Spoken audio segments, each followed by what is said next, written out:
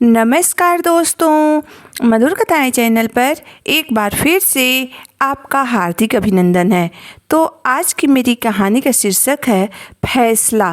तो चलिए शुरू करते हैं आज की अपनी ये कहानी। बहुत दिन से एक पति अपनी पत्नी से एक बात बोलना चाहता था पर बोल नहीं पाता था।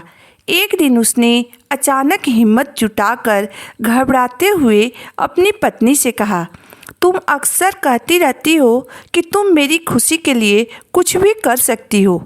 इस सवाल को सुनकर पत्नी ने मुस्कुराते हुए कहा, आपको मेरे प्यार और समर्पण पर कोई शक है क्या? यह सुनकर पति बोला, तो आज तुम्हारी परीक्षा की घड़ी है। आज मैं यह देखना चाहता हूँ कि क्या तुम सच में मेरे लिए कुछ करना चाहती हो। सुनो, मैं एक लड़की से बहुत प्यार करता हूँ और वह भी मुझसे बहुत प्यार करती है और हम दोनों जल्दी ही शादी करना चाहते हैं। तुम समझ रही हो ना मैं क्या कहना चाह रहा हूँ? पत्नी हैरान थी कि यह क्या हुआ। आखिर क्यों इतना प्रेम और समर्पण के बाद भी उसके पति की ऐसी नीयत है।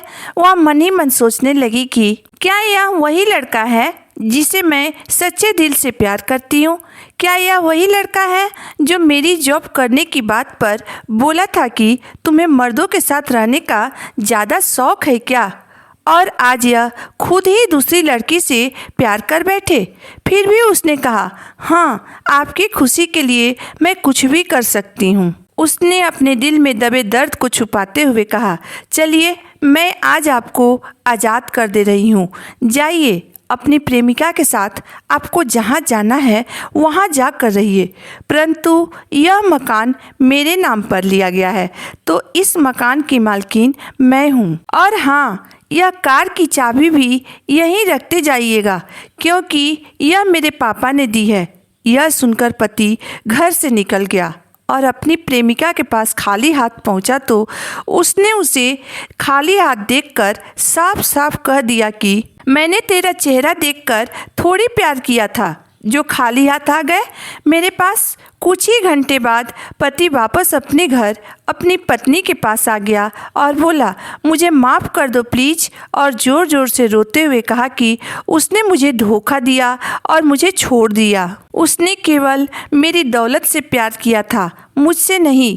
पति को इस हालत में देखकर पत्नी ने कहा, तुम इस घर में रहोगे लेकिन अब तुम्हें मेरा प्यार और समर्पण नहीं मिलेगा क्योंकि अब तुम मेरे पति नहीं हो।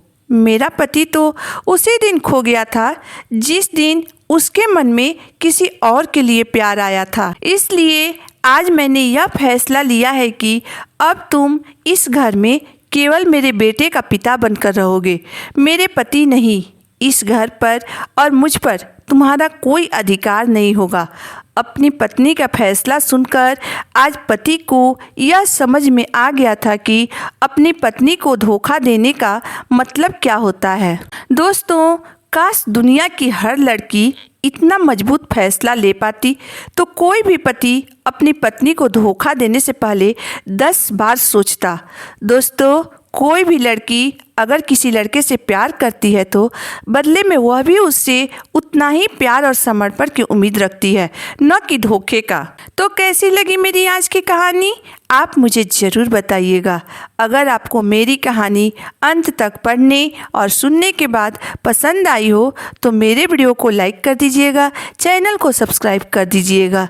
तो फिर मिलते हैं एक नई वीडियो, एक नई कहानी के साथ। तब तक के लिए धन्यवाद।